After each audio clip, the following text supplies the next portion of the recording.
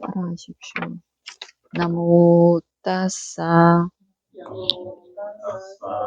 바가와토 아라하토 삼마 삼부타사 나모 따사 바가와토 아라하토 삼마 삼부타사 나모 따사 바가와토 아라하토 삼마 삼부타사 부땅 사라낭 가차미 담망 사라낭 가차미 상강 사라낭 가차미 두띠얌피 부땅 사라낭 가차미 두띠얌피 담망 사라낭 가차미 두띠얌피 상강 사라낭 가차미 따띠얌피 부땅 사라낭 가차미 따띠얌피 담망 사라낭 가차미 따띠얌피 상강 사라낭 가차미 5개 받겠습니다. 파나티파타 웨라마니 시카파당 사마디야미 아딘나다나 웨라마니 시카파당 사마디야미 까메수 미차짜라 웨라마니 시카파당 사마디야미 무사와다 웨라마니 시카파당 사마디야미 수라 메라야 마짜빠마다타나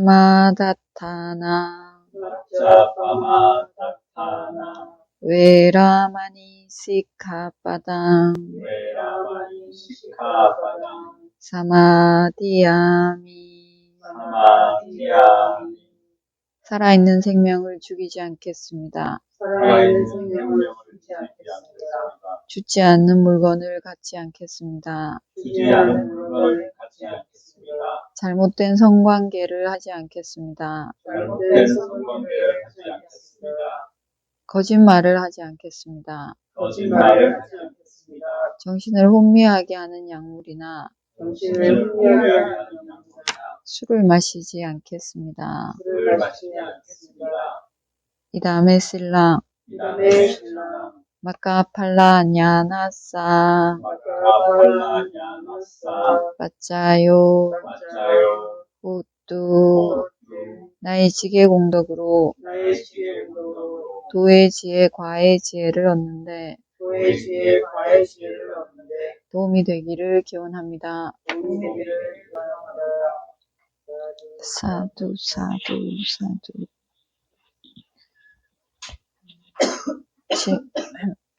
지난 시간에 문단 번호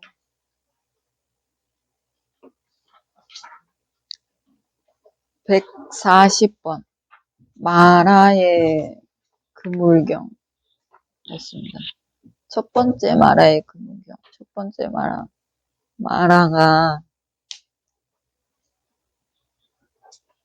마라가 부처님께 와서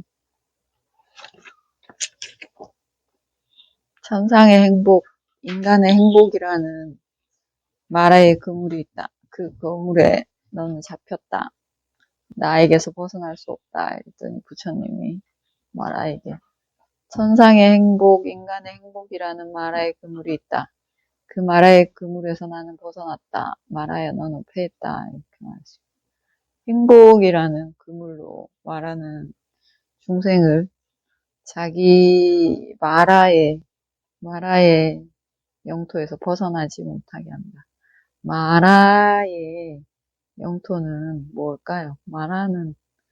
마라가 중생에서 벗어나지 못하고 자기 마라의 왕국 안에 중생이 계속 가둬놓는데 그 마라의 왕국이라는 것, 마라의 영토는 어떤 걸까요?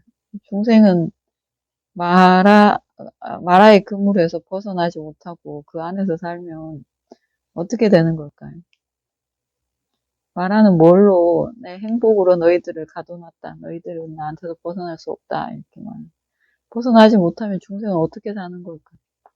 그리고 왜 부처님은 중생을 마라의 그물에서 벗어나게 하려고 하는 걸까요? 왜? 행복하게 살게 해준다는데 마라는.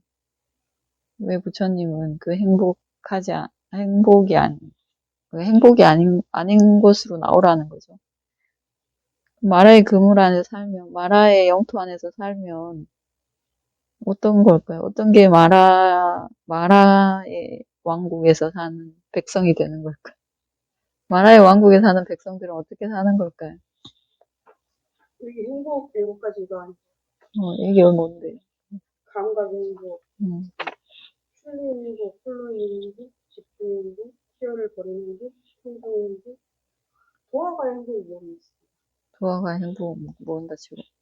나의 질문은 마라는 중생을 마라의 왕국, 마라의 나라에서 못 벗어나게 잡는 그 미끼가 행복으로 잡는다는 거죠. 인간의 행복, 그 천신의 행복으로 잡아서 이 중생들을 마라의 영역 안에서 못 벗어나게 하는데, 그리고 붓다는 그 마라의 영역 안에서 벗어나게 하려고, 중생을 빨리 마라의 그물에서 벗어나게 해주려고 하는 존재는 붓다이고, 마라는 못 벗어나게 계속 중생을 묶어 놓는데, 중생이 마라의 그물 안에서 계속 살면 어떻게 살게 되는 걸까요? 계속해서 죽겠죠. 태어나고 늙고 병들고 죽고 생로병사 이 안에서 계속 사는 거지. 이게 마라의 영토 안에 사는 거죠. 마라의 왕국 안에 사는 거죠. 그리고 거기서 행복하다고 착각하게 하죠. 이 마라는. 그 행복이라는 걸 이렇게 딱 덥석 물면 여기서 못 벗어나는 겁니다. 인간의 행복, 천신의 행복을 이거 맛있는데 이러고 딱 물면 쥐가 덫에 걸리듯이 잡혀서 죽는 거죠. 그걸로 말하는 중생이 자기의 그물 생로병사에서 벗어나지 못하게 합니다.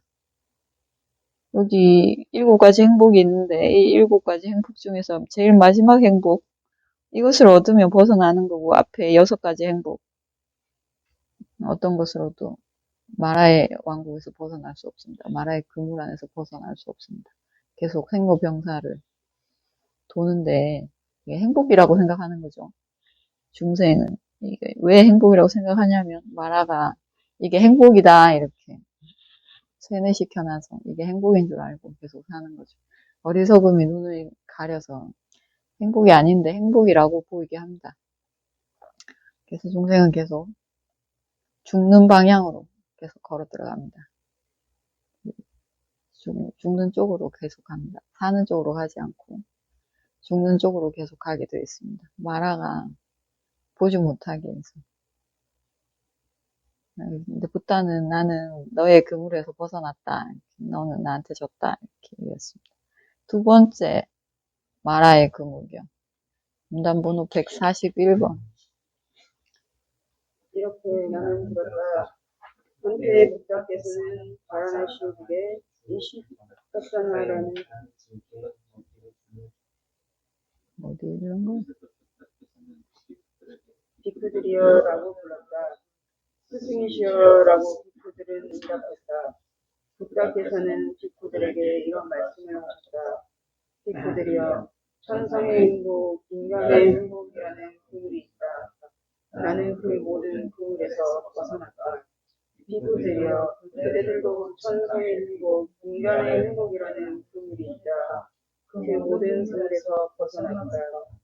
비크들이여, 많은 인간들의 번영을 위하여, 많은 인간들의 행복을 위하여, 세상을 보호하기 위하여, 천신과 인간들의 이로움을 위하여, 번영을 위하여, 행복을 위하여, 전법을 위하여 떠나라. 하나의 길을 투명히 가지 마라. 비크들이여, 처음도 좋고, 중간도 좋고, 끝도 좋고, 뜻도 온전도 완성된 단말을 설하라.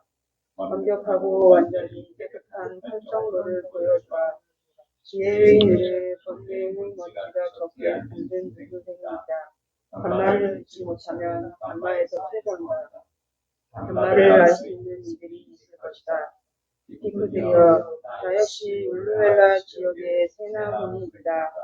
그곳으로 법을 설하기 위하여 갈 것이다. 그때 사악한 마라가 붓다께 다가갔다. 다가가서 붓다께 개성으로 읊조렸다. 사문이여, 천상의 행복, 인간의 행복이라는 마라의 그물이 있다. 그 그물에 잡혔다. 그대는 나 마라의 그물에서 벗어날 수 없다. 마라여, 천상의 행복, 인간의 행복이라는 마라의 그물이 있다. 그 마라의 그물에서 나는 벗어났다. 마라여, 너는 됐다. 그러자 사악한 마라는 붓다께서 나를 잘한다. 다루신 이께서 나를 안달하며 괴롭고 불편한 마음으로 그 자리에서 사라졌다. 두 번째 마라의 그물격. 마라가 또 자기 그물 자랑합니다. 부처님이 아라한이 된 비쿠들에게 이제 너희 아라한이 됐으니까 이게 천상의 행복, 인간의 행복이라는 그물이 있다.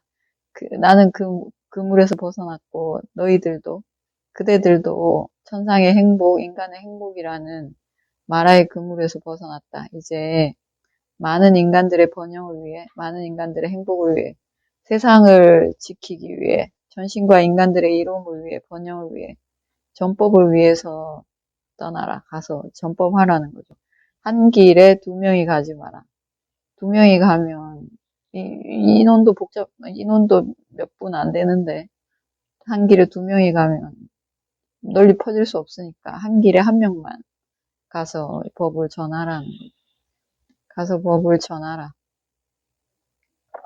이 법이 처음도 좋고 중간도 좋고 끝도 좋고 끝도 문장도 아름답고 그리고 의미도 있는 이 단말을 설하라. 가서 완전한 깨끗한 팔정도를 보여주라. 단말을 설하라는 것은 팔정도를 가르치라는 거죠. 윗바사나를 가르치라는 말입니다. 지의 눈에 먼지가 적게 앉은 중생이 있다. 그들도 팔정도를 듣지 못하면 이 팔정도를 얻지 못해서 이 단마에서 퇴보하게 된다. 현재 깨끗하더라도 법을 듣지 못하면 퇴보하게 된다. 단마를 알 수 있는 이들이 있을 것이다. 그들에게 가서 법을 설하라. 나도 세난이구나라고 합니다. 그 세나라는 작은 마을에 가서 법을 설할 것이다. 그러니까 부처님 따로 아라한들 60분이 따로 길을 떠났습니다. 그때 마라가 부처님께 가서 또 앞에서 했던 말을 또 똑같이 합니다. 사문이여, 천상의 행복, 인간의 행복이라는 마라의 그물이 있다. 그 그물에 잡혔다. 그대는 나 마라의 그물에서 벗어날 수 없다. 이러니까 부처님이 나는 천상의 행복, 인간의 행복이라는 마라의 그물에서 벗어났다. 이렇게. 너는 패했다. 나는 너의 속임수에서 벗어났다. 넌 졌다. 마라 도망 없어집니다. 그 자리에서 이렇게 사라집니다. 샤가 없어집니다. 마라니까. 마라는 천상계 중에서 제일 높은 천상계에 산 천상계 6단계가 있는데 그 중에서 제일 높은 천상계의 왕입니다. 6단계 천상계 중에서 그러니까 6개 중에서 제일 높은 6개에 삽니다. 마라는. 거기 왕입니다. 마라는 여러 가지 뜻이 있는데 이 천상계 가장 높은 천상계의 왕 그러니까 가장 높은 천상계에 있으니까 그 아래 5단계 천상계도 마라가 다스리고 그리고 인간계, 축생계, 아귀계, 지옥계, 아수라계 다 마라가 다스립니다. 마라가 6개 있는 모든 중생들의 마음에 들어가서 이렇게 속이는 거죠. 마음을 살살 간지러서 헷갈리게 합니다. 이렇게 행복이 아닌 것을 행복이라고 착각하게 하고 행복인 것을 고통이라고 착각하게 하고 이렇게 마음을 우리가 다 마라의 소나기 안에 있는 거죠. 그래서 마라를 번뇌라고도 합니다. 번뇌인 마라도 있고 또 죽음을 마라라고 합니다. 부처님 말씀에 마라라고 나오면 어떤 자리에서는 죽음을 뜻합니다. 죽는 거 있죠. 이렇게 한 생의 목숨이 끝나는 것. 이것도 마라라고 하고 천상계 가장 높은 왕, 그러니까 6개를 다 다스리는 왕이죠. 이것도 마라이고 그리고 번뇌, 중생에게 있는 번뇌, 어리석음 이것도 마라입니다. 마라라는 이름이 여러 가지 뜻이 있습니다. 그때 알아서 보시면 됩니다. 어떨 때는 번뇌란 뜻이고 어떨 때는 죽음이고 어떨 때는 욕심이고 어떨 때는 천상계의 왕이고 지금 부처님께 와서 부처님에게 너는 내 그물에서 벗어나지 못했다 이렇게 말하는 이 말하는 천상계 제일 높은 천상계의 왕이죠. 부처님께는 번뇌가 없으니까 제일 높은 천상계의 천왕 마라가 와서 합니다. 천상계는 좋은 세상, 6개의 좋은 세상이지 않습니까? 인간들이 선업을 지으면서 태어나고 싶어하는 6개 좋은 세상이 천상계인데 이 천상계를 다스리는 6개 좋은 세상, 천상계를 다스리는 왕이 마라입니다. 마라는 중생들이 윤회에서 벗어나지 못하게 계속 바쁘게 다니면서 중생들을 꼬시고 있습니다. 벗어나지 못하게 행복으로 꼬시고 행복으로. 자, 그 다음 문단번호 142번 뱀경 뱀 이렇게 나는 그러다 한때 부탁께서는 나자가의 주인 정사에 가난주에게 먹이를 주는 숲에서 지내셨다. 그때 부탁께서는 깊은 밤의 어둠 속에서 허허벌판에 앉아 계셨다. 비가 한두 방울씩 흩뿌렸다. 그때 사악한 마라가 붓다를 문손으로 소름 끼치게 하려고 붓다께 다가갔다. 다가가서 붓다의 가까이에서 거대한 왕뱀으로 변신하여 붓다께 다가갔다. 마치 거대한 하나의 태망으로 된 배 같은 움직임이었다. 뱀의 턱은 정자에 깔아놓은 돗자리 같았다. 왕뱀의 눈은 포살라왕의 청동물장 같았다. 비는 우르릉 소리를 내며 수줍했다. 그 나와 있는 배의 위에는 쿨물 부는 소리처럼 들숨날숨이 소리를 냈다. 그때 붓다께서는 이 왕뱀이 사특한 마라에게 하시고 사특한 마라에게 부름을 졸였다. 어떤 붓다는 행주자를 위해 고요한 거처에 의지한다. 몸이 있어서 거기에 의지하며 몸에 집착을 버리고 다닌다. 그런 몸을 보호하는 붓다가 집착을 버리면 당연하다. 떠도는 많은 중생, 위험한 많은 중생들, 우는 많은 중생이 있다. 그 위험한 것으로부터 고요히 이른 붓다는 소름 돋는 떨림이 없다. 산이 갈라져도 땅이 흔들려도 또는 모든 중생이 겁박해도 가슴에 창을 들이대도 붓다들은 몸을 숨기지 않는다. 그러자 사악한 만화는 붓다께서 나를 안다. 잘 오신 분께서 나를 안다라며 괴롭고 불편한 마음으로 그 자리에서 쓰러졌다. 이번엔 마라가 무섭게 뱀으로 이렇게 변장해서 캄캄한 밤에 비 내리는 캄캄한 밤에 천둥치고 비 내리는 밤에 뱀으로 변신해서 붓답게 다가옵니다.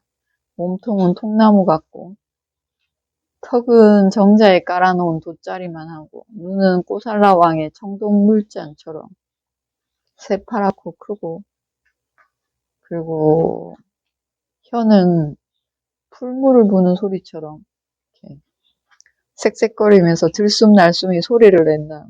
이렇게 큰 뱀이 다가오는 걸 보고 부처님이 마라인 줄 알고 네가 아무리 그렇게 해도 나 붓다는 소름 돋는 떨림이 없다. 하늘이 갈라져도 땅이 흔들려도 모든 중생이 겁박해도 가슴에 창을 들이대도 붓다들은 몸을 숨기지 않는다. 왜냐하면 몸이 있어서 거기에 의지하는데 몸에 집착을 버리고 수행한다.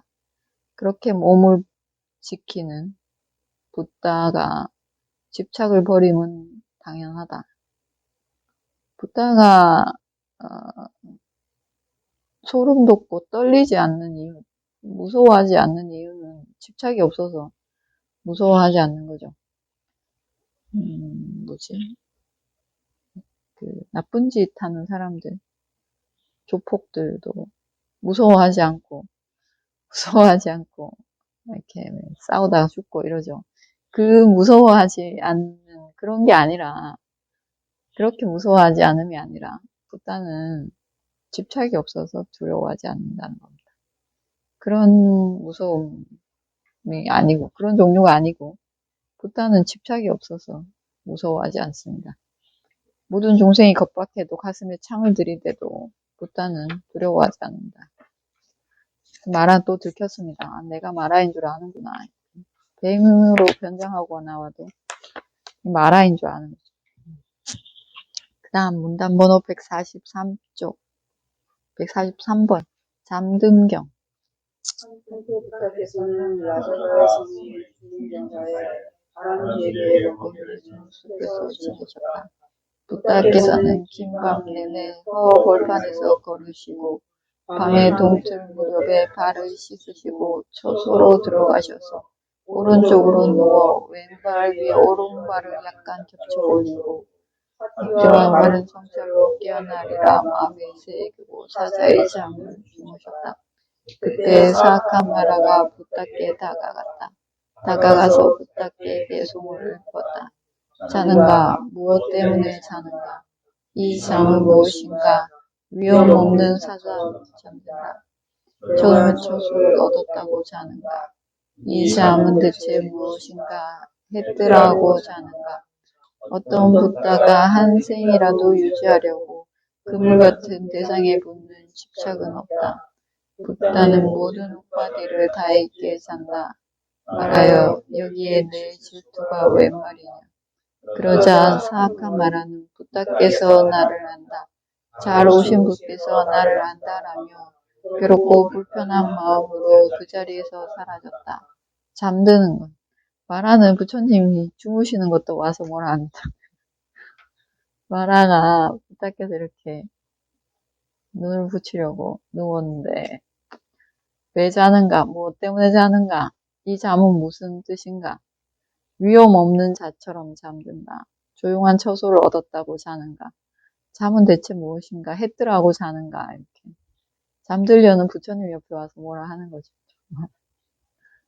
그러니까 부처님이 어떤 붓다가 한 생이라도 유지하려고 그물 같은 대상이라는 것은 이 행복이겠죠. 인간의 행복, 천신의 행복, 그 편안함, 그 대상에 붙는 집착은 없다. 붓다는. 그리고 붓다는 모든 우빠디를 다 말려버리기에 잠든다. 그럼 여기 내가 자는데 네가 왜 와서 질투를 하느냐. 그 우빠디는 뭐냐면 행복과 고통이 세워지는 자리를 우빠디라고 합니다. 중생이 이 우빠디 위에 행복도 세우고 고통도 세웁니다. 행복과 고통을 세우는 4가지 자리가 있다고 하는데 뭐냐면 첫 번째는 감각적 즐거움, 오용락. 감각적 즐거움 위에 행복도 세우고 괴로움도 세우고 고통도 세웁니다. 행복이 세워지면 고통도 같이 세워지는 겁니다. 같이 갑니다. 같이 행복만 절대 세울 수 없습니다. 왜냐고? 왜 행복만 세울 수 없을까요? 왜 오용락이라는 즐거움 이걸 얻으면 고통도 같이 세워지는 걸까요? 잃어버릴 때 그러면 무상하니까. 무상하기 때문에 행복도 세우면 고통도 같이 세워집니다. 그 오용락이라는 행복, 그 다음에 아비상카루빠디라고 합니다. 계속해서 의도를 내는 것. 계속해서 의도를 내는 것. 계속 이렇게 해서 불편하면 또 저렇게 하고, 저렇게 해서 불편하면 또 바꾸고, 계속 새로운 의도를 냅니다. 이렇게 하면 더 좋아질 것 같고, 이 바꾸면 또 좋아질 것 같고, 이렇게 계속해서 끊임없이 바꾸는 의도. 이것이 또, 이게 중생은 바꿀 때 이거, 내 지금 이 자리에 앉아있는 게 불편한데 자세를 좀 바꾸면 편할 것 같은데 그래서 바꾸죠. 추우면 따뜻하게 해야 될 것 같은데 해서 또 따뜻하게 하고, 더우면 에어컨이 있어야 되겠다. 한 대로 모자라서 2대. 계속 이렇게 저렇게 바꾸는 거. 이거 하면 행복해질 것 같은데, 그게 괴로움도, 고통도 같이 세우는 우빠디입니다. 이래도 무상하고 저래도 무상합니다. 그 다음 뭐냐면, 오온이라는 우빠디 있어요. 오온은 나입니다, 나. 우리가 나라고 생각하는 것. 나라고 생각하는 거 뭐죠? 색수상행식. 내 몸, 내 느낌, 내 생각, 나의 의도, 나의 마음. 이 5가지. 이것을 가지고, 일단 이게 있고, 그 다음에 여기에서 이제 계속 원하는 게 생기죠. 이 오온을 나라고 생각해서 이것을 어떻게든지 편하게, 이 오온 어떻게든지 편하게 한번 해보려고 이것저것 계속 합니다. 원하고 모으고 쌓고 이렇게 하는 거. 이 칸다라는 우빠디, 나라는 우빠디. 여기에서 행복도 세우고 고통도 세웁니다. 중생은 계속 행복을 찾아서 사는데 그 행복이라는 것이 앞으로 갈수록 계속 사라집니다. 손에 넣으면 계속 사라질 수밖에 없습니다. 원래 그게 특성입니다. 사라지지 말라고 할래야 할 수가 없습니다. 그래서 행복과 고통, 이 칸다 오온에서 세웁니다. 그 다음에 낄레수빠디, 번뇌, 탐진치, 이것 위에 세웁니다. 번뇌가 없으면, 탐진치가 없으면 아라한입니다. 아라한이면 더 이상 아비상카루빠디, 계속 이렇게 저렇게 바꾸고 싶은 의도도 없습니다. 오용락도 저절로 떨어집니다. 원하는 마음이 없어집니다. 오온에 대한 집착, 오온을 나라고 착각하지 않습니다. 아란이 되면, 즉 번뇌가 없어지면. 하나가 낄레스아 우빠디, 번뇌라는 이 행복과 고통을 세우는 자리, 이게 없어지면 나머지 다 없어집니다. 나머지 다 없어집니다. 그 전까지는 중생은 계속 우빠디 위에 나는 행복을 세운다고 세우는데 괴로움도, 고통도 같이 세우는 거죠. 세우고 행복과 고통을 같이 느낍니다. 느낄 수밖에 없습니다. 느끼지 못하면 이상한 겁니다. 이렇게 이 우빠디, 붓다는 모든 우빠디를 다 소멸했기 때문에 잠든다. 내가 자는데 네가 여기 와서 웬 말이냐 이렇게 말하는 겁니다. 그러니까 마라가 붓다가 나를 아는구나, 나를 아시는구나 이러고 사라졌습니다. 그 다음에 즐거움경 144번 읽어보시면. 선택자께서는 스와치국의 아나타 핀디카 거부에 적당한 승원에 계셨다. 그때 사악한 마라가 부탁에 다가갔다. 다가가서 부다의 곁에서 대소를 했다. 아들이 많은 일에 아들로 기뻐한다. 소가 많은 이는 서로 그렇게 기뻐한다. 우빠디는 사람을 기쁘게 하나니 우빠디에서 벗어난 그는 기뻐할 게 없다라고 전신이 묻혔다.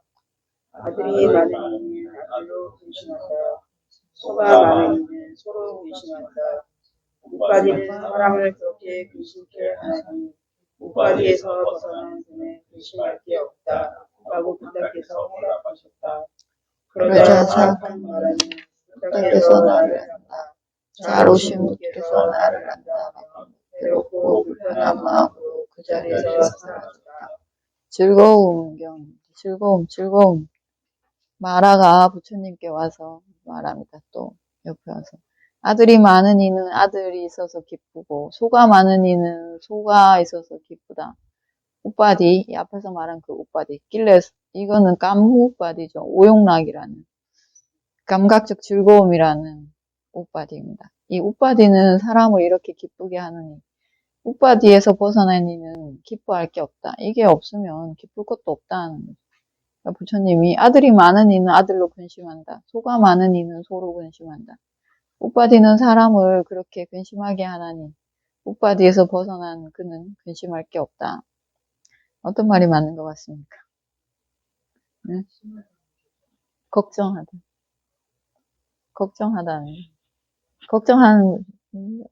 내 아들이 오늘 학교 잘 갔나, 밥은 잘 먹었나, 아프진 않나, 감기 안 걸렸나, 이런 거 걱정하는 거. 소는 다 건강한가? 날이 더우면 날이 더워서 걱정, 추우면 추워서 걱정, 이런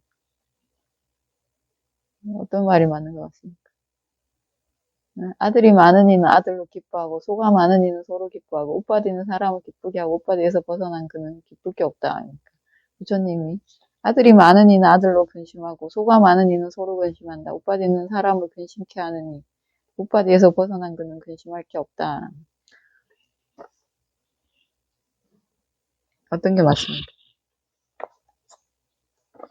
다 맞죠. 둘 다 맞습니다. 둘 다 맞죠. 둘 다 맞죠. 뭘 두 간 다 맞아. 둘 다 맞죠. 기뻐하기 때문에 근심합니다. 기뻐하지 않으면 근심하지 않습니다. 기쁘기 때문에 근심합니다. 내가 내 자식이 아닌 일로 기뻐할 일도 없고 내 자식이 아니면 근심할 일도 없습니다. 기뻐하기 때문에 근심이 생깁니다. 사랑하기 때문에 근심이 생깁니다. 사랑하지 않으면 근심하지 않습니다. 걱정하지 않습니다. 두 개 같이 다닙니다. 내가 얻으려고 하는 행복, 기쁨, 이게 내 손에 들어오면 이것 때문에 근심합니다. 근심하고, 그리고 이제 언젠가는 근심이 실현됩니다. 잃습니다. 잃어버립니다. 우리가 가진 것 그것 자체로도 잃어버리고 또는 내가 죽을 때 다 버리고 가야 되기 때문에 그렇게도 잃습니다. 두고 가야 되는 것들이죠. 그래서 근심합니다. 기쁨이, 즐거움이, 행복이 있으면 그로 인해서 왜냐면 중생도 잡을 때는 어리석어서 행복이라고 잡았지만 잡고 나서 보면 이게 사라질 거라는 걸 압니다. 자기도. 그래서 속으로 근심합니다. 또 잊어버리려고 또 새로운 행복을 또 찾죠. 또 찾고 또 얻어놓고 또 근심하고 이렇게 그 바퀴를 계속 도는 거죠. 계속.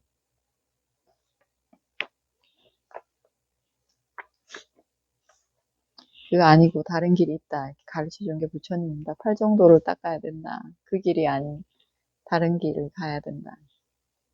그 기쁨이 아닌 다른 기쁨을 얻어야 된다. 그 다음 문단번호 145번 첫 번째 수명경. 목숨 첫 번째 목숨경. 보십시오. 이렇게 나는 들었다. 한때 부탁께서는 나사갈 시의 주인 정사에 다른 분에게 먹이를 주는 숲에서 지내셨다. 그때 그곳에서 부탁께서는 비쿠들에게 비쿠들이여라고 불렀다. 스승이시여라고 비쿠들은 응답했다. 부탁께서는 비쿠들에게 이런 말씀을 하셨다. 인간의 생은 너무나 짧다. 다음 생으로 가야만 한다. 선업을 지어야만 한다. 팔정도를 닦아야만 한다. 태어난 자에게 불상은 없다. 비쿠들이여 어떤 이가 그는 100년 조금 넘게 산다라고 말씀하셨다. 그때 사악한 마라가 붓답게 다가갔다. 다가가서 붓답게 대숭으로 읊었다. 인간의 수명은 길어라. 참사람이여 그 수명을 하찮게 보지 말라. 젖발며 누워있는 아기처럼 정진하라. 죽음이 다가오리 없다라고 하자. 인간의 수명은 짧아라. 참사람은 그 수명을 하찮게 본다. 머리에 불이 붙은 남자처럼 정진하라. 죽음이 안 올 리 없다라고 화답하셨다. 그러자 사악한 말은 부탁해서 나를 안다. 잘 오신 분께서 나를 안다라며 괴롭고 불편한 마음으로 그 자리에서 사라졌다.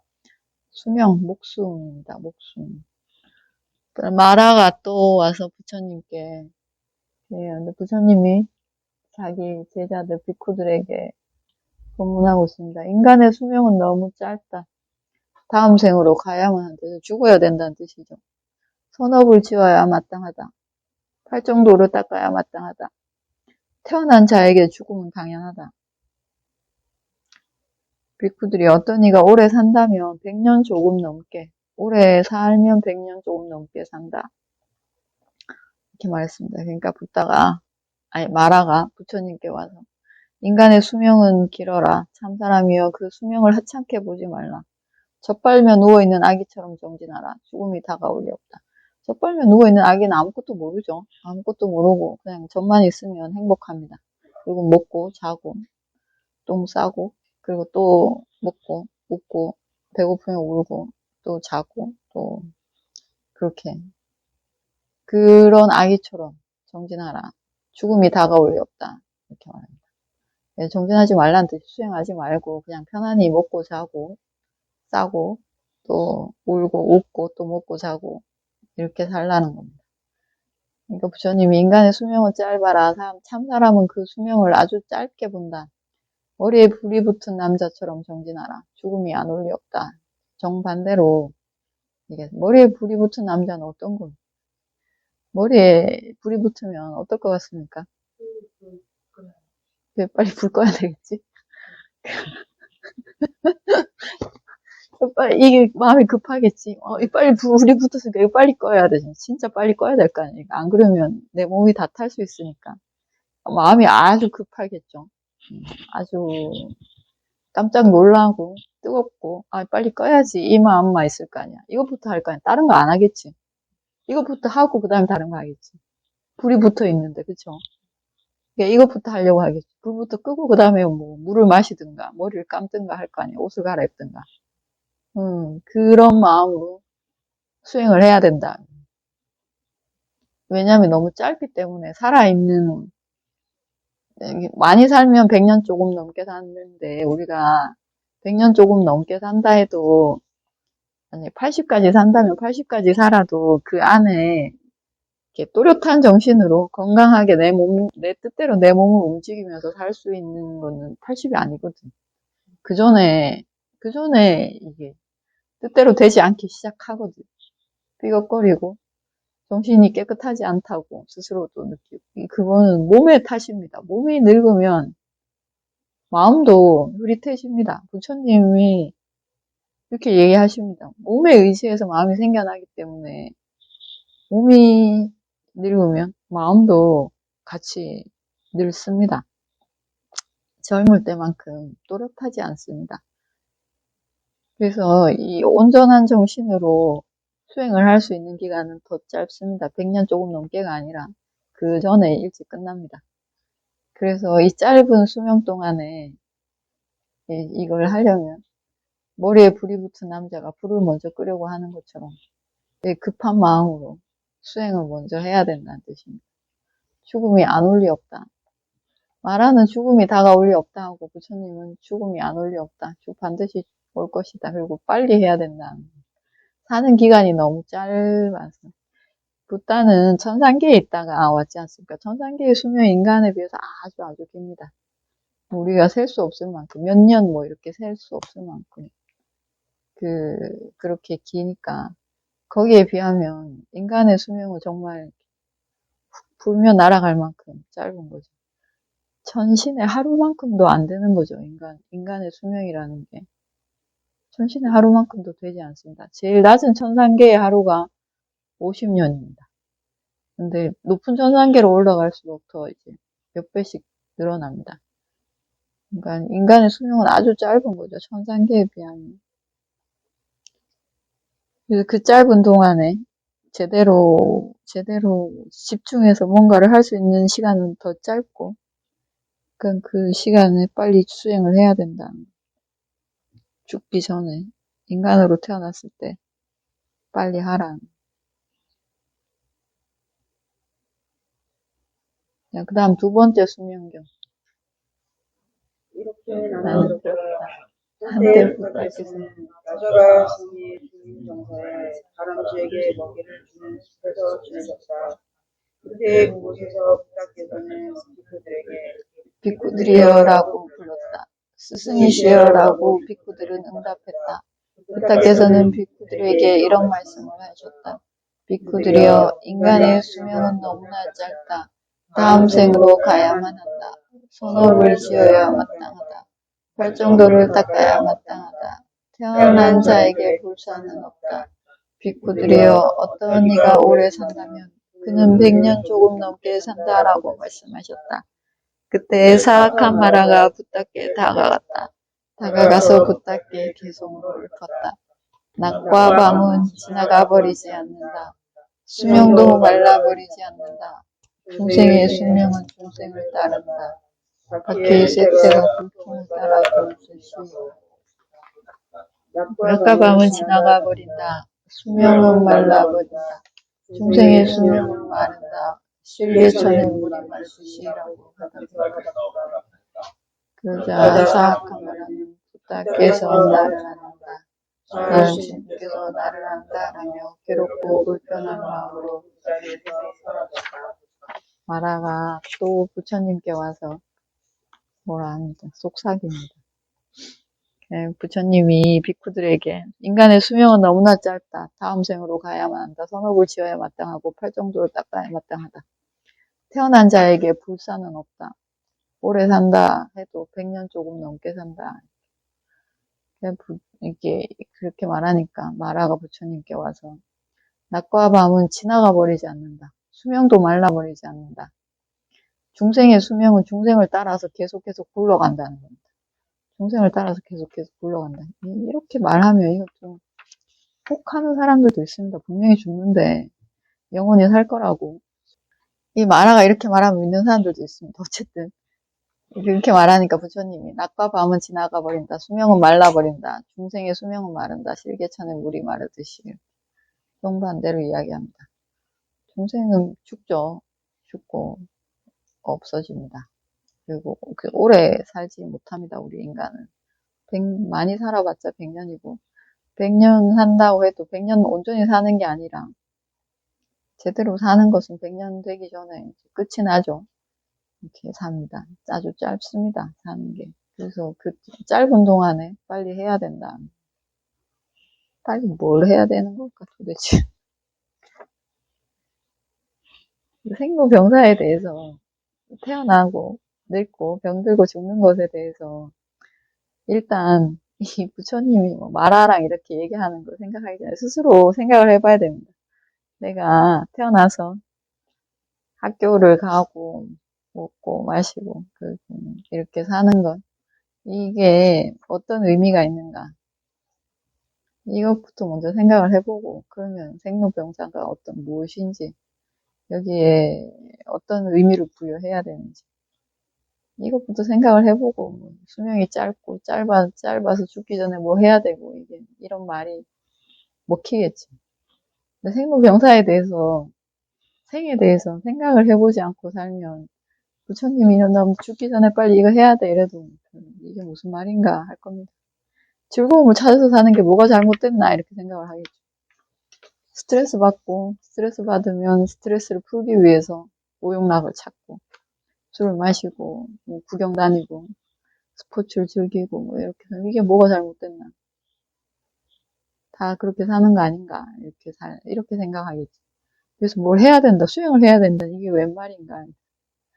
일단 스스로 생각을 해봐야 됩니다.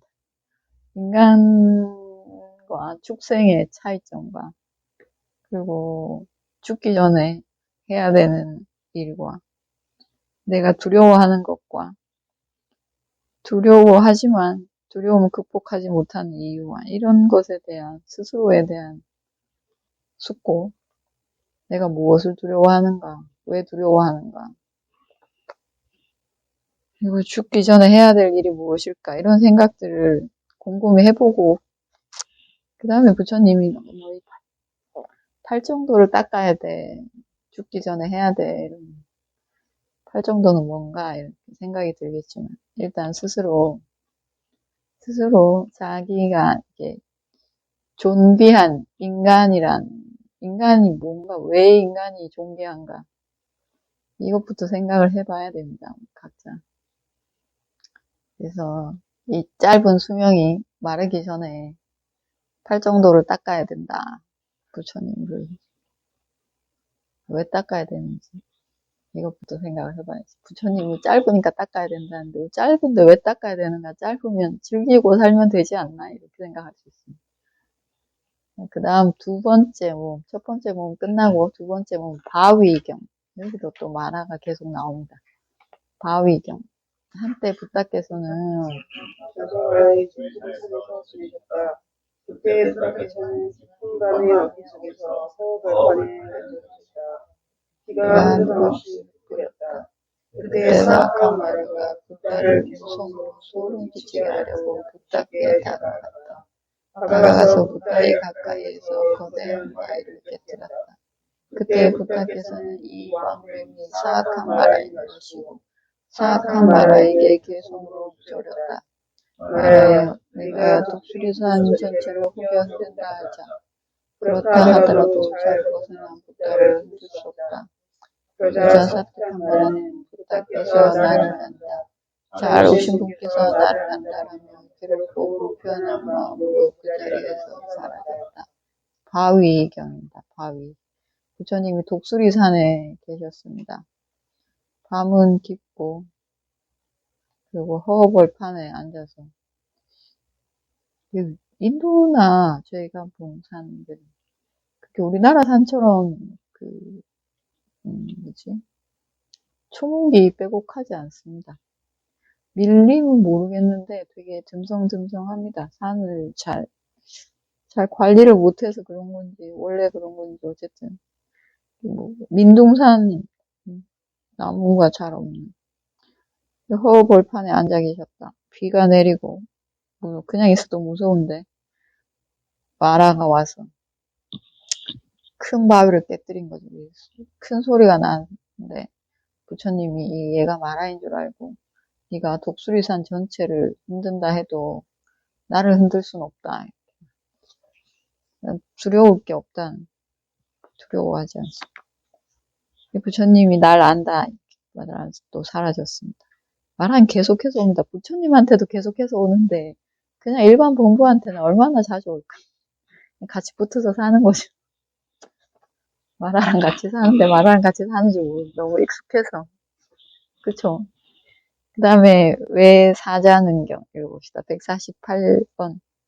한때 부탁께서는 사학기국의 아나타빈드카 거부의 집다와나에서 지내셨다. 그때 부탁께서는 많은 무리 가운데서 단말을 설하셨다. 그때 사특한 마라에게 이런 생각이 들었다. 이 사문 곧다마는 많은 무리 가운데서 단말을 설하고 있다. 내가 사문 곧다마에게 다가가서 눈에서 지혜를 읽도록 하면 좋겠다. 사특한 마라는 부탁께 다가갔다. 다가가서 부탁께 개성으로 읊조렸다.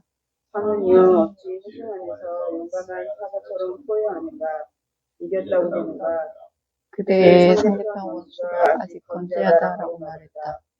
위대한 정신력을 가진 여래들은 세상 안에서 용맹하게 포효한다. 말하여 세상에 대한 집착을 초월하여 10가지 힘을 갖추었다라고 허락했다. 그러자 사특한 마라는 부탁께서 나를 안다.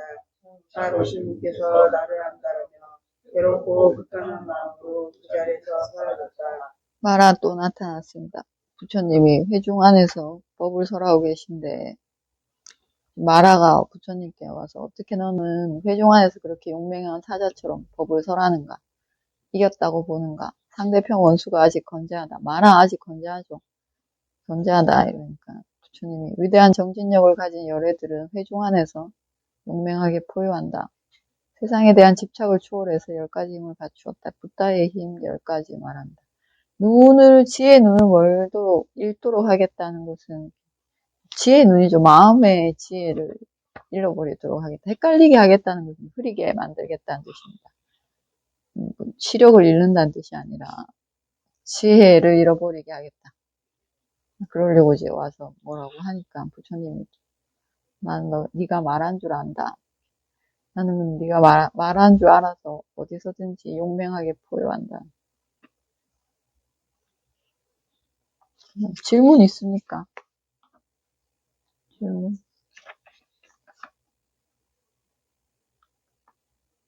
질문 없으면 또 읽읍시다. 149쪽, 149번. 이렇게 나는 들었다. 선생님께서는 야가나의 마타쿠시라는 사슴숲에 계셨다.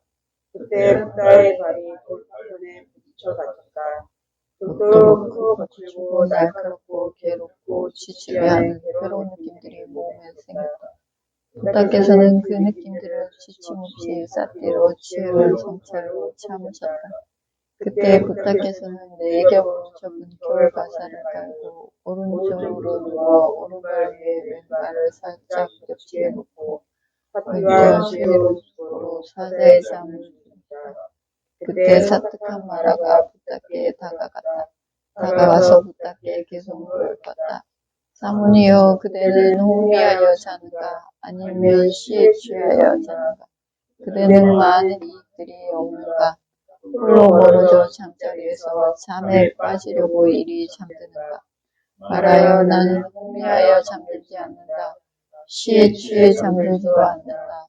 이익에 잘 이끌어 주심 없이 홀로 멀어져 잠자리에서 홀로인 나는 중생을 연민하여 잠에 든다. 어떤 이들은 가슴에 화살이 박혀 화급한 마음으로 흔들린다. 그들은 화살이 박힌 채 잠에 든다. 화살이 없으니까 어찌 잠들지 않으리. 말하여 위험한 여행길에 깨어있는 것도 잠드는 것도 나는 두렵지 않다. 어떤 낮과 밤도 나를 걱정시키지 않는다. 어떤 세상의 사락도 나는 보지 않는다. 그러므로 모든 중생에 대한 연민으로 나는 잠든다. 그러자 사특한 마라는 붓다께서 나를 안다. 잘 오신 분께서 나를 안다라며 괴롭고 불편한 마음으로 그 자리에서 사라졌다. 돌파편경 부처님이 그 대화닫다가 불린 바위에 대화닫다는 부처님이 바위에 깔려 죽으라고 바위를 굴렸는데 바위에 깔리진 않으셨습니다. 바위가 내려오다가 돌이 이렇게 탁 튕겨서 나가서 그 나간 돌에 발이 다쳤습니다. 발이 다쳐서 이게 엄청난 크게 다친 거라서 부처님이 누우셨습니다. 가사를 4겹으로 접어서 깔고 누워서 잠에 들려고 하는데 마라는 이때도 와서 또 약 올립니다. 약이 올리는데 약이 오르진 않습니다. 부처님. 그대는 혼미해서 자는가? 시에 취해서 자는가? 시입니다. 시. 포엠. 시에 취해서 자는가? 그때는 많은 이익들이 없는가? 홀로 멀어져서 잠에 빠지려고 잠드는가? 이러니까 나는 혼미해서 잠들지 않는다. 시에 취해서도 잠들지 않는다. 이익을 잘 얻어서 근심 없이 홀로 멀어져 잠자리에서 나는 모든 중생을 연민하며 잠든다. 이렇게 말합니다. 어떤 이들은 가슴에 가래라는 애착이죠. 좋아하는 것, 애착하는 것, 이 화살. 우리는 사랑하는 것, 행복한 것, 애착하는 것, 이것을 행복이라고 생각하는데, 부처님은 그에 화살에 박힌 것이라고 합니다. 화살에 박히면 아프죠? 아프죠? 아주 아픕니다. 화살과 총 맞으면 아픈 것처럼 화살도 맞으면 아프겠죠. 그렇게 그땐 총이 없었으니까 총 대신입니다. 이게 총에 맞은 것처럼 이게 아픈 거예요. 어떤 이들은 이 총 맞은 것처럼 아픈 상태에서도 잠이 든다는 거죠. 가래라는 총에 맞아서 잠에 드는데 나는 그런 가래라는 총에 맞은 것도 없는데 내가 왜 잠을 못 자겠느냐입니다. 다른 이들은 총 맞고도 잘 자는데 나는 총을 안 맞았으니 당연히 잘 자지 않겠느냐. 이 총에 맞은 사람이 막 뜨겁고 타는 것 같고 근심하고 그래서 잠을 잘 자지 못하는데 나는 그렇게 총 맞은 것도 없어서 잘 잔다는 거예요. 나는 위험한 여행길에서 깨어 있는 것도 두려워하지 않고 그 위험한 여행에서 잠드는 것도 두렵지 않다. 낮과 밤도 어떤 낮과 밤에도 나는 걱정하지 않는다. 세상의 어떤 쇠락도 나는 보지 않는다.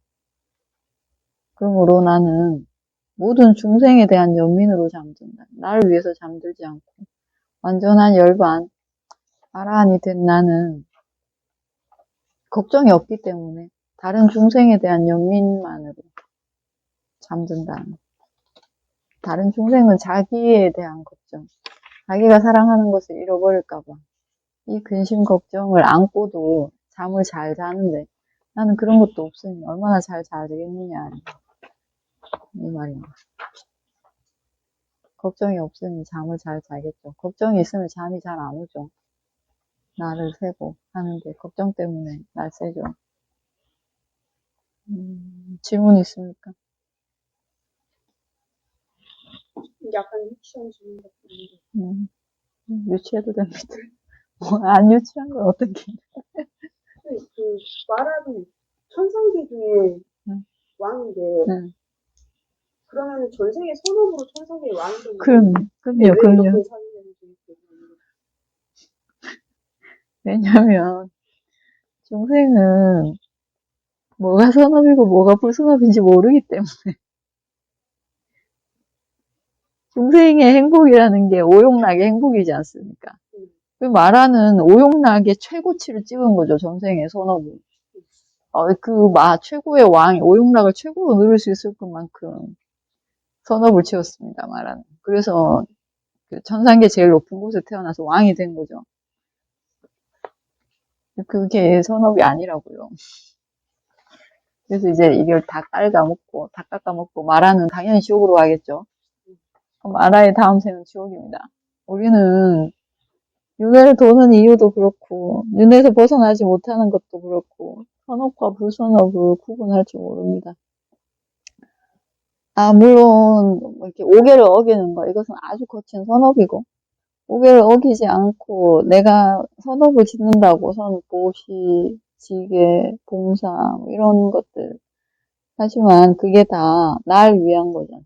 나를 위한, 나의 행복을 위한, 내 가족의 행복을 위한, 내가 사랑하는 사람을 위해서 하는 그런 것들, 집착과 어리석음 이걸 바탕으로 해서 짓는 선업들은 계속해서 생로병사에 들러붙게 합니다. 그러면 계속해서 읽고 병들고 죽고 여기에서 벗어나지 못하고 그리고 또 집착해서 선업을 짓고 그리고 이게 내가 어리석은 이가 권력을 완전히 가지게 됐을 때 얼마나 방만해지겠습니까? 내가 다 할 수 있다는 마음으로 말하는 최고 권력에 올라서 자기가 할 수 있는 거 다 하는 거예요. 방해할 자도 없습니다. 마라가 제일 높기 때문에 아무도 마라를 방해할 수 없습니다. 하고 싶은 대로 다 하는 거예요. 마라는 다음 생에 반드시 지옥입니다. 이전에 부다의 이름은 기억이 안 나는데 마하모칼라나 존자가 마라였습니다. 이 마라가 지금 현재 마라 고타마 부다의 마라가 마하모칼라나 존자에게 와서 괴롭힙니다. 이렇게 살살 꼬드기고 이러니까 모칼라나 내가 전에도 너 같은 그런 마라였는데 마하모칼라나 존자는 지금 고타마 부다의 마라보다 더 했습니다. 어떻게 더 했냐면 아난다 존자의 역할. 아난다 존자의 역할을 하는 그 시자, 부처님의 시자인 이 존자를 탁발 나가셨는데, 붓다와 그 시자 같이. 이 시자에게 뒤에서 돌을 던져서 시자의 머리에 피가 난 거죠. 피를 뚝뚝 흘리면서 부처님 뒤로 이렇게 따라가고 있었습니다. 마라가 약 올리다 안 되니까 돌을 던진 거지. 그래서 피를 뚝뚝 흘리면서 따라가고 있으니까 부처님이 이제 마라가 얘가 지금 해도 너무 하는구나. 나의 제자에게 돌을 던져서 머리에 피를 나게 하다니. 그래서 마라를 딱 째려봤습니다. 마라가 마하모깔라나였습니다. 마라를 딱 째려보니까 마라가 그 자리에서 너무 무서워서 죽었습니다. 없어져 버립니다. 바로 지옥으로 가서 내가 그 지옥에서 한참 있다가 나왔다. 이러면서 나도 너 같은 짓을 했는데 너 자꾸 그러면 큰일 난다. 이렇게 얘기하는 게 있습니다. 마하모칼라나 존재하는 두 번째 제자이지 않습니까? 신통제.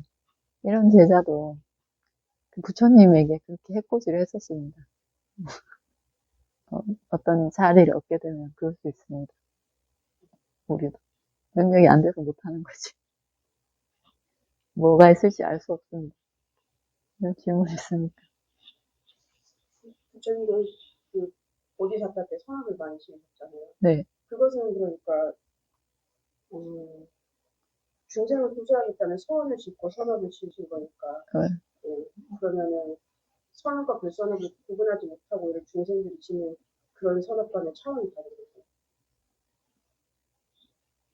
우리도 선업이라고 생각하고 선업을 짓지 않습니까? 이때는 지금 이렇게 지혜가 있는 거죠.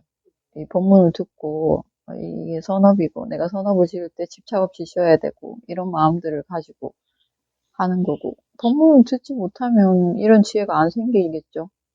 모르고 살겠죠. 불법이 없는 시대에는 뭐가 뭔지 모르고 헤매겠죠. 오개도 어기고 그렇게 살게 되겠죠. 부처님도 도적이었던 때가 있다고 합니다. 도둑질 했었습니다. 산적, 도적의 두목 이런 것도 하고 축생으로도 많이 태어나고 10가지 빠람이 있죠. 10가지 빠람이를 채우려고 생각하고 사셨습니다. 부처님, 네, 보디사타.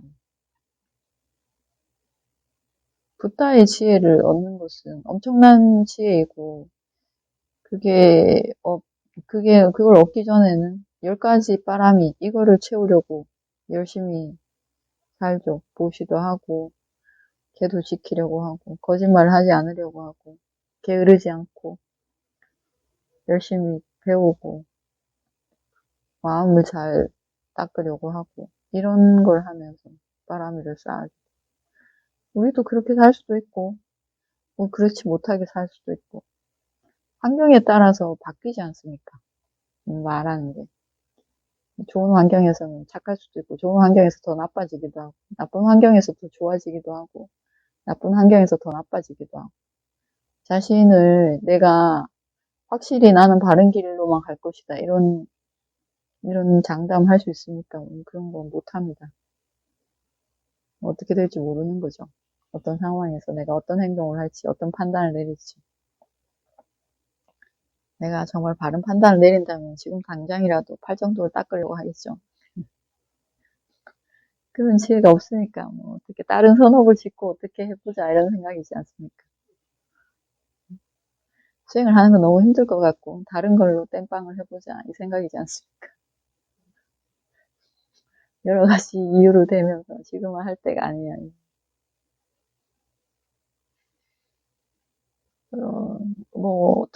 어떤 생각이 들어서 마라가 항상 마라랑 같이 있습니다. 우리는 본부는 마라랑 항상 같이 있죠. 얘가 이쪽으로 가자면 이쪽으로 가고 저쪽으로 가야 된다면 저쪽으로 가고 그런 거죠. 부처님도 지옥에 가고 했었습니다. 보디사타도 지옥에 떨어지고 축생으로 태어난 게 더 많다고 하네요. 인간으로 태어난 게 뭡니까? 죽을 때 안 좋은 마음으로 죽었다는 뜻이죠. 축생, 악인 이런 걸로 더 많이 태어난.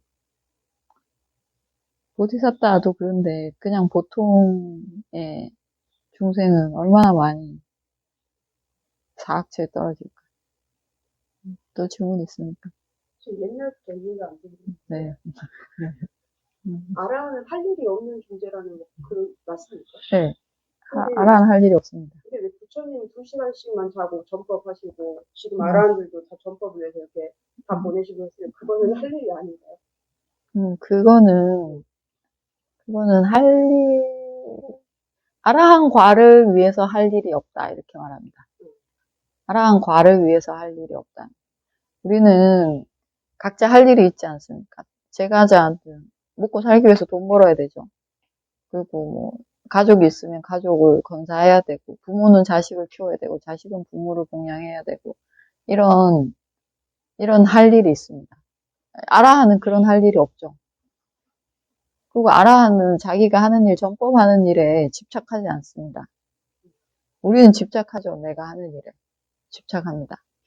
이걸로 내가 선업을 지어야지 이렇게도 집착하고, 남을 이겨야지 또 집착하고, 연봉을 더 받아야지 이런 것에도 집착하고, 재산을 더 모아야지 이런 걸로도 집착하고, 이렇게 집착합니다. 아라한은 일을 하지만 그 일에 집착하지 않습니다.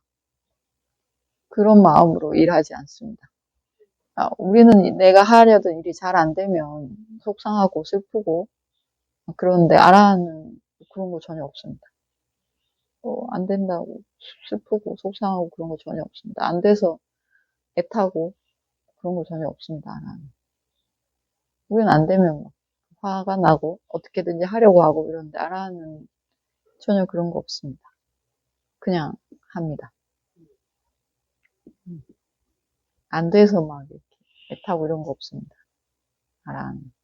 그리고 아주 열심히 합니다. 열심히 하는 본부들보다. 왜냐하면 아라한 자체로 게으름이 없기 때문에. 우리는 게으름을 이기고 열심히 하려고 하는데 아라한은 게으름 마음이 1도 없기 때문에 정말 열심히 합니다. 그래서 2시간만 자도 됩니다. 안 자도 됩니다. 안 자고도 합니다. 아라한. 왜냐하면 아라한은 그런 마음이 없기 때문에. 게으름이 전혀 없기 때문에. 게으름을 이기고 하는 거고 아라한은 게으름 자체가 없습니다. 아라한에 대해서 생각하지 마십시오. 상상할 수 없습니다. 그냥 내가 오늘 하루하루 게으름을 이기고 열심히 살아야지 이렇게 생각하면 됩니다. 회양합시다. 나의 선업공덕으로 저희 선업공덕으로 모든 번뇌에서 벗어나길 기원합니다. 모든 번뇌에서 벗어나기 기원합니다. 나의 선업공덕으로 나의 선업공덕으로 뒷바나 성취하길 기원합니다. 입반을 성취하길 기원합니다. 내가 행한 모든 공덕을 내가 행한 모든 공덕을 모든 중생에게 회양합니다. 모든 중생에게 회양합니다. 나의 모든 선업을 나의 모든 선업을 모든 중생이 모든 중생이 고르게 나누어 가지소서. 고르게 나누어 가지소서. 사두, 사두, 사두.